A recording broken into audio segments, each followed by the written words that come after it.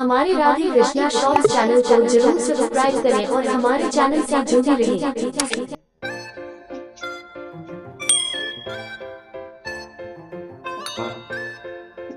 श्री सत्यनारायण व्रत कथा प्रथम अध्याय। एक समय नैमिषारण्य 88,000 ऋषियों ने श्री सूत जी से पूछा, हे प्रभु, इस कलयुग में वेद विद्या रहित मनुष्यों को प्रभु भक्ति किस प्रकार मिलेगी तथा उनका उद्धार कैसे होगा। इसलिए हे मुनिश्रेष्ठ, कोई ऐसा व्रत कहिए जिससे थोड़े समय में पुण्य प्राप्त होवे तथा मनवांछित फल मिले। ऐसी कथा सुनने की हमारी इच्छा है। सर्वशास्त्र ज्ञाता सूत जी बोले, हे वैष्णवों में पूज्य, आप सबने सर्व प्राणियों के हित की बात पूछी है। अब मैं उस श्रेष्ठ व्रत को आप लोगों से कहूंगा जिस व्रत को नारद जी ने लक्ष्मी नारायण से पूछा था। एक समय योगीराज नारद जी दूसरों के हित की इच्छा से अनेक लोकों में घूमते हुए मृत्युलोक में आ पहुंचे। वहां बहुत योनियों में जन्मे हुए प्राय सभी मनुष्यों को अपने कर्मों के द्वारा अनेक दुखों से पीड़ित देखकर सोचा कि किस यत्न के करने से निश्चय ही इनके दुखों का नाश हो सकेगा। नारद ऐसा मन में सोचकर विष्णुलोक को गए। वहां श्वेत वर्ण और 4 भुजाओं वाले देवों के ईश नारायण को, जिनके हाथों में शंख, चक्र, गदा और पद्म थे तथा वरमाला पहने हुए थे, देखकर स्तुति करने लगे। हे भगवान, आप अत्यंत शक्ति से संपन्न है। मन तथा वाणी भी आपको नहीं पा सकती। आपका आदि मध्य और अंत नहीं है। निर्गुण स्वरूप सृष्टि के कारण भूत व भक्तों के दुखों को नष्ट करने वाले हो। आपको मेरा नमस्कार है। नारद जी से इस प्रकार की स्तुति सुनकर विष्णु भगवान बोले कि हे मुनिश्रेष्ठ, आपके मन में क्या है? आपका यहाँ किस काम के लिए आगमन हुआ है? निसंकोच कहो। तब नारद मुनि बोले, मृत्युलोक में सब मनुष्य जो अनेक योनियों में पैदा हुए हैं, अपने कर्मों के द्वारा अनेक प्रकार के दुखों से दुखित हो रहे हैं। हे नाथ, मुझ पर दया रखते हो तो बतलाए कि उन मनुष्यों के सब दुख थोड़े से प्रयत्न से ही कैसे दूर हो सकते हैं। श्री भगवान जी बोले, हे नारद, मनुष्यों की भलाई के लिए तुमने बहुत अच्छी बात पूछी है। जिस व्रत के करने से मनुष्य मोह से छुट जाता है, मैं वह कहता हूँ। सुनो, बहुत पुण्य देने वाला, स्वर्ग तथा मनुष्यलोक दोनों में दुर्लभ एक उत्तम व्रत है। आज मैं प्रेमवश होकर तुमसे कहता हूँ। सत्यनारायण का ये व्रत अच्छी तरह विधान पूर्वक करके मनुष्य तुरंत ही यहाँ सुख भोग कर मरने पर मोक्ष को प्राप्त होता है। श्री भगवान के वचन सुनकर नारद मुनि बोले, उस व्रत का क्या फल है? क्या विधान है? किसने यह व्रत किया है और किस दिन यह व्रत करना चाहिए? विस्तार से बताए। भगवान बोले, दुख शोक आदि को दूर करने वाला, धन धान्य को बढ़ाने वाला, सौभाग्य तथा संतान को देने वाला यह व्रत सब स्थानों पर विजयी करने वाला है। भक्ति और श्रद्धा के साथ किसी भी दिन मनुष्य श्री सत्यनारायण भगवान की शाम के समय ब्राह्मणों और बंधुओं बांधवों के साथ धर्मप्रायण होकर पूजा करे। भक्ति भाव से नैवेद्य, केले का खम्भ, घी, दूध और गेहूं का चूर्ण सवाया लेवे।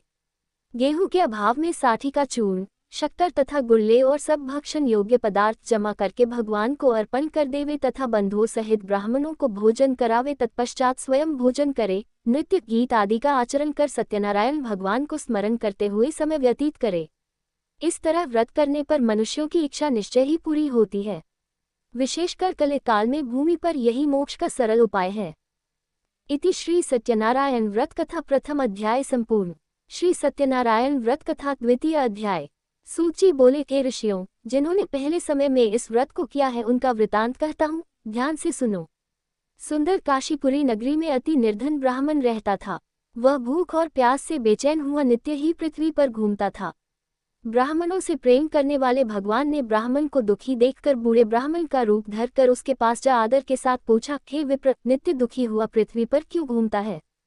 हे श्रेष्ठ ब्राह्मण, ये सब मुझसे कहो, मैं सुनना चाहता हूँ। ब्राह्मण बोला, मैं बहुत निर्धन ब्राह्मण हूँ, भिक्षा के लिए पृथ्वी पर फिरता हूँ।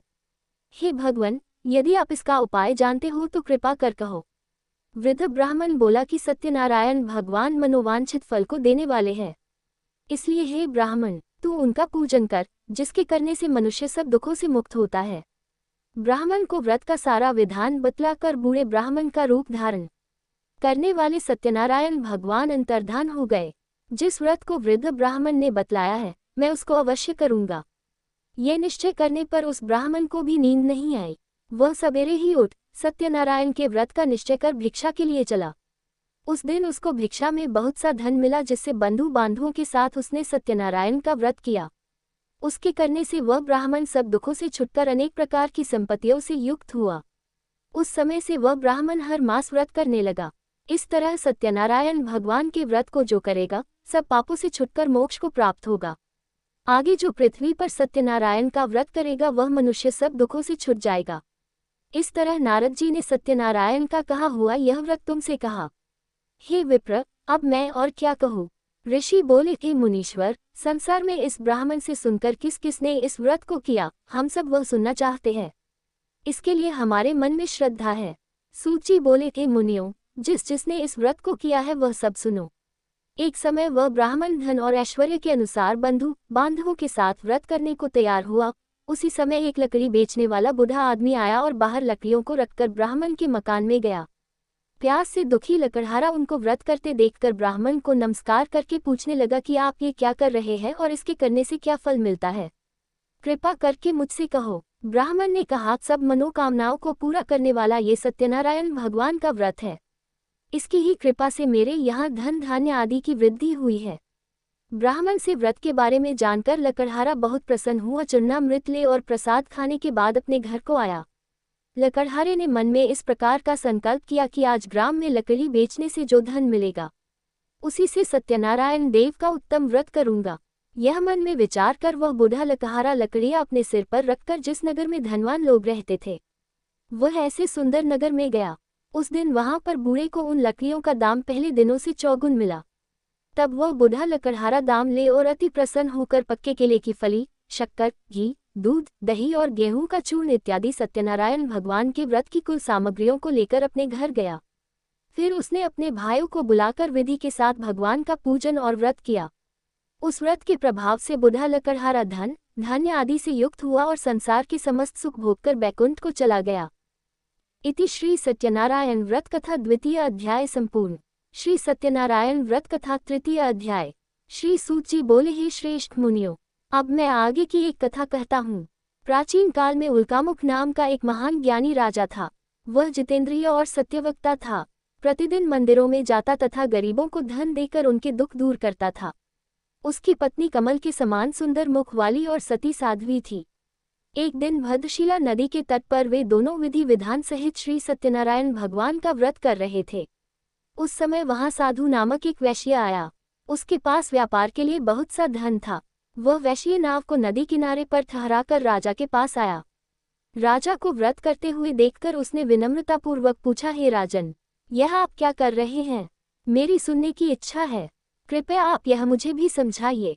महाराज उल्कामुख ने कहा, हे साधु वैश्य, मैं अपने बंधु बांधवों के साथ पुत्र की प्राप्ति के लिए श्री सत्यनारायण भगवान का व्रत व पूजन कर रहा हूँ। राजा के वचन सुनकर साधु नामक वैश्य ने आदर से कहा, हे राजन, मुझे भी इसका संपूर्ण विधि विधान बताएं। मैं भी आपके कहे अनुसार इस व्रत को करूंगा। मेरी भी कोई संतान नहीं है। मुझे विश्वास है इस उत्तम व्रत को करने से अवश्य ही मुझे भी संतान होगी। राजा से व्रत के सब विधान सुन व्यापार से निवृत्त हो वह वैश्य सुखपूर्वक अपने घर आया। उसने अपनी पत्नी को संतान देने वाले उस व्रत के विषय में सुनाया और प्रण किया कि जब मेरे संतान होगी तब मैं इस व्रत को करूंगा। वैश्य ने यह वचन अपनी पत्नी लीलावती से भी कहे। एक दिन उसकी पत्नी लीलावती श्री सत्यनारायण भगवान की कृपा से गर्भवती हो गई। 10वें महीने में उसने एक अति सुंदर कन्या को जन्म दिया। दिनों दिन वह कन्या इस तरह बढ़ने लगी जैसे शुक्ल पक्ष का चंद्रमा बढ़ता है। कन्या का नाम उन्होंने कलावती रखा। तब लीलावती ने मीठे शब्दों में अपने पति को याद दिलाया कि आपने जो भगवान का व्रत करने का संकल्प किया था अब आप उसे पूरा कीजिए। साधु वैश्य ने कहा, हे प्रिय, मैं कलावती के विवाह पर इस व्रत को करूंगा। इस प्रकार अपनी पत्नी को आश्वासन दे वह व्यापार करने विदेश चला गया। कलावती पितृगृह में वृद्धि को प्राप्त हो गई। लौटने पर साधु ने जब नगर में सखियों के साथ अपनी वयस्क होती पुत्री को खेलते देखा तो उसे उसके विवाह की चिंता हुई। तब उसने एक दूत को बुलाकर कहा कि उसकी पुत्री के लिए कोई सुयोग्य वर देख कर लाए। दूत साधु नामक वैश्य की आज्ञा पाकर कंचनजंगा पहुंचा और देखभाल कर वैश्य की कन्या के लिए एक सुयोग्य वनिक पुत्र ले आया। उस सुयोग्य लड़के के साथ साधु नामक वैश्य ने अपने बंधु बांधवों सहित प्रसन्नचित होकर अपनी पुत्री का विवाह कर दिया। दुर्भाग्य से वह विवाह के समय भी सत्यनारायण भगवान का व्रत करना भूल गया। इस पर श्री सत्यनारायण भगवान अत्यंत क्रोधित हो गए। उन्होंने वैश्य को श्राप दिया कि तुम्हें दारुण दुख प्राप्त होगा, और फिर अपने कार्य में कुशल वह वैश्य अपने दामाद सहित नावों का बेड़ा लेकर व्यापार करने के लिए सागर के समीप स्थित रत्नसारपुर नगर में गया। रत्नसारपुर पर चंद्रकेतु नामक राजा राज करता था। दोनों ससुर जमाई चंद्रकेतु राजा के उस नगर में व्यापार करने लगे। एक दिन भगवान सत्यनारायण की माया से प्रेरित एक चोर राजा चंद्रकेतु का धन चुराकर भाग रहा था। राजा के दूतों को अपने पीछे तेजी से आते देखकर चोर ने घबराकर राजा के धन को वैश्य की नाव में चुपचाप रख दिया, जहां वे ससुर जमाई ठहरे हुए थे, और भाग गया। जब दूतों ने उस वैश्य के पास राजा के धन को रखा देखा तो उन्होंने उन ससुर दामाद को ही चोर समझा। वे उन ससुर दामाद दोनों को बांध कर ले गए और राजा के समीप जाकर बोले, आपका धन चुराने वाले ये दो चोर हम पकड़कर लाए हैं, देखकर आज्ञा दें। तब राजा ने बिना उस वैश्य की बात सुने उन्हें कारागार में डालने की आज्ञा दे दी। इस प्रकार राजा की आज्ञा से उनको कारावास में डाल दिया गया तथा उनका सारा धन भी छीन लिया गया। सत्यनारायण भगवान के श्राप के कारण उस वैश्य की पत्नी लीलावती व पुत्री कलावती भी घर पर बहुत दुखी हुई। उनका सारा धन चोर चुराकर ले गए। मानसिक व शारीरिक पीड़ा तथा भूख प्यास से अति दुखी हो भोजन की आस में कलावती एक ब्राह्मण के घर गई। उसने ब्राह्मण को श्री सत्यनारायण भगवान का व्रत विधिपूर्वक करते देखा। उसने कथा सुनी तथा श्रद्धापूर्वक प्रसाद ग्रहण कर रात को घर आई। माता ने कलावती से पूछा, है पुत्री, तू अब तक कहाँ रही? मैं तेरे लिए बहुत चिंतित थी। माता के शब्द सुन कलावती बोली, हे माता, मैंने एक ब्राह्मण के घर श्री सत्यनारायण भगवान का व्रत होते देखा है और मेरी भी उस उत्तम व्रत को करने की इच्छा है। माता ने कन्या के वचन सुनकर सत्यनारायण भगवान के पूजन की तैयारी की। उसने बंधुओं सहित श्री सत्यनारायण भगवान का पूजन व व्रत किया और वर मांगा कि मेरे पति और दामाद शीघ्र ही घर लौट आएं। साथ ही विनती की कि हे प्रभु, अगर हमसे कोई भूल हुई हो तो हम सबका अपराध क्षमा करो। श्री सत्यनारायण भगवान इस व्रत से प्रसन्न हो गए। उन्होंने राजा चंद्रकेतु को स्वप्न में दर्शन देकर कहा, हे राजन, जिन दोनों वैश्यों को तुमने बंदी बना रखा है वे निर्दोष हैं, उन्हें प्रातः ही छोड़ दो। उनका सब धन जो तुमने अधिग्रहित किया है लौटा दो, अन्यथा मैं तुम्हारा राज्य, धन, पुत्रादि सब नष्ट कर दूंगा। राजा से ऐसे वचन कहकर भगवान अंतर्ध्यान हो गए और फिर प्रातःकाल राजा चंद्रकेतु ने दरबार में सबको अपना स्वप्न सुनाया और सैनिकों को आज्ञा दी कि दोनों वैश्यों को कैद से मुक्त कर दरबार में ले आएं। दोनों ने आते ही राजा को प्रणाम किया। राजा ने कोमल वचनों में कहा, हे महानुभावों, तुम्हें अज्ञानतावश ऐसा कठिन दुख प्राप्त हुआ है, अब तुम्हें कोई भय नहीं है, तुम मुक्त हो। इसके बाद राजा ने उनको नए नए वस्त्राभूषण पहनवाए तथा उनका जितना धन लिया था उससे दुगना लौटाकर आदर से विदा किया। दोनों वैश्य अपने घर को चल दिए। इति श्री सत्यनारायण व्रत कथा तृतीय अध्याय संपूर्ण। श्री सत्यनारायण व्रत कथा चतुर्थ अध्याय। सूची ने आगे कहा, वैश्य ने यात्रा आरंभ की और अपने नगर को चला। उनके थोड़ी दूर आगे बढ़ने पर दंडी वेशधारी श्री सत्यनारायण भगवान ने उसकी परीक्षा लेने हेतु उससे पूछा, हे वैश्य, तेरी नाव में क्या है? अभिमानी वणिक हंसता हुआ बोला, हे दंडी, आप क्यों पूछते हैं? क्या धन लेने की कामना है? मेरी नाव में तो बेल के पत्ते भरे हैं। वैश्य के ऐसे वचन सुनकर दंडी वेशधारी श्री सत्यनारायण भगवान बोले, तुम्हारा वचन सत्य हो। ऐसा कहकर वे वहां से चले गए और कुछ दूर जाकर समुद्र के तट पर बैठ गए। दंडी महाराज के जाने के पश्चात वैश्य ने नित्य क्रिया से निवृत्त होने के बाद नाव को ऊंची उठी देखकर अचंभा किया तथा नाव में बेल पत्ते आदि देखकर मूर्छित हो जमीन पर गिर पड़ा। मूर्छा खुलने पर अति शोक करने लगा। तब उसके दामाद ने कहा, आप शोक न करें, ये दंडी महाराज का श्राप है, अतः हमें उनकी शरण में ही चलना चाहिए, वही हमारे दुखों का अंत करेंगे। दामाद के वचन सुनकर वह वैश्य दंडी भगवान के पास पहुंचा और अत्यंत भक्तिभाव से पश्चाताप करते हुए बोला, मैंने जो आपसे असत्य वचन कहे थे उनके लिए मुझे क्षमा करें। ऐसा कहकर वह शोकातुर हो रोने लगा। तब दंडी भगवान बोले, हे वणिक पुत्र, मेरी आज्ञा से ही बार बार तुझे दुख कष्ट प्राप्त हुआ है, तू मेरी पूजा से विमुख हुआ है। तब उस वैश्य ने कहा, हे भगवान, आपकी माया को ब्रह्मा आदि देवता भी नहीं जान पाते, तब मैं मूर्ख भला कैसे जान सकता हूँ?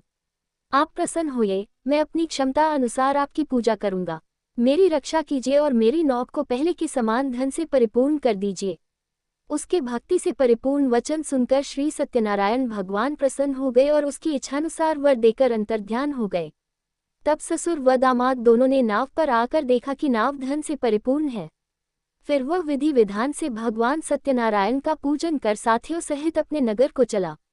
जब वह अपने नगर के निकट पहुंचा तब उसने एक दूत को अपने घर भेजा। दूत ने साधु नामक वैश्य के घर जाकर उसकी पत्नी को नमस्कार किया और कहा, आपके पति अपने जमाता सहित इस नगर में समीप आ गए हैं। लीलावती और उसकी कन्या कलावती उस समय भगवान का पूजन कर रही थी। दूत का वचन सुनकर साधु की पत्नी ने बड़े हर्ष के साथ सत्यनारायण भगवान का पूजन पूर्ण किया और अपनी पुत्री से कहा, मैं अपने पति के दर्शन को जाती हूँ, तू पूजन पूर्ण कर शीघ्र आ जाना। परंतु कलावती पूजन एवं प्रसाद छोड़कर अपने पति के दर्शन के लिए चली गई। पूजन एवं प्रसाद की अवज्ञा के कारण भगवान सत्यनारायण ने रुष्ट हो उसके पति को नाव सहित पानी में डुबो दिया। कलावती अपने पति को न पाकर रोती हुई जमीन पर गिर पड़ी। नौक को डूबा हुआ तथा कन्या को रोती हुई देख साधु नामक वैश्य द्रवित हो बोला, हे प्रभु, मुझसे या मेरे परिवार से अज्ञानतावश जो अपराध हुआ है उसे क्षमा करें। उसके ऐसे वचन सुनकर सत्यदेव भगवान प्रसन्न हो गए। आकाशवाणी हुई, हे वैश्य, तेरी पुत्री मेरा प्रसाद छोड़कर आई है, इसलिए इसका पति अदृश्य हुआ है। यदि वह घर जाकर प्रसाद ग्रहण कर लौटे तो इसे इसका पति अवश्य मिलेगा।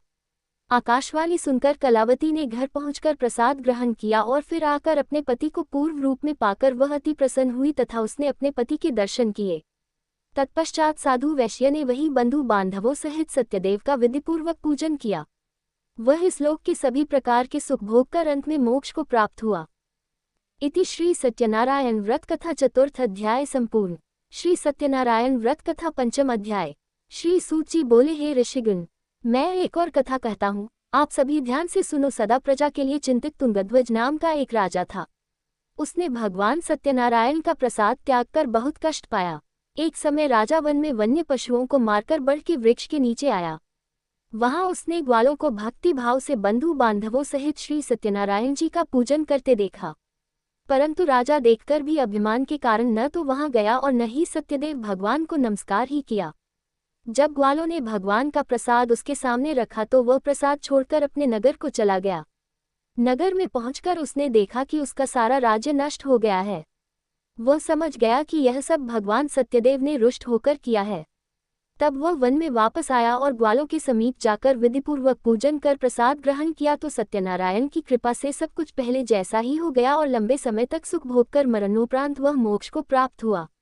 जो मनुष्य इस श्रेष्ठ दुर्लभ व्रत को करेगा, श्री सत्यनारायण भगवान की कृपा से उसे धन धान्य की कोई कमी नहीं होगी। निर्धन धनी और बंदी बंधनों से मुक्त होकर निर्भय हो जाता है।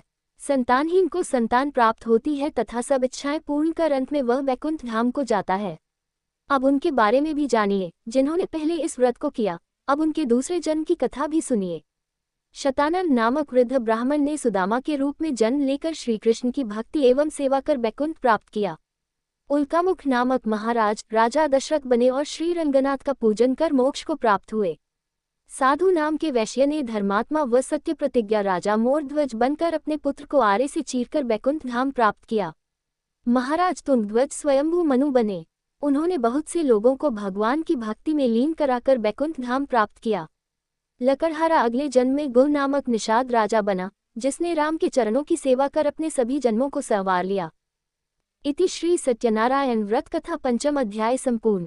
जय श्रीमन नारायण, जय श्रीमन नारायण, जय सत्यनारायण, जय लक्ष्मी नारायण, जय नारायण, जय नारायण, जय श्री नारायण, जय श्रीमन नारायण, जय श्रीमन नारायण, जय नारायण नारायण।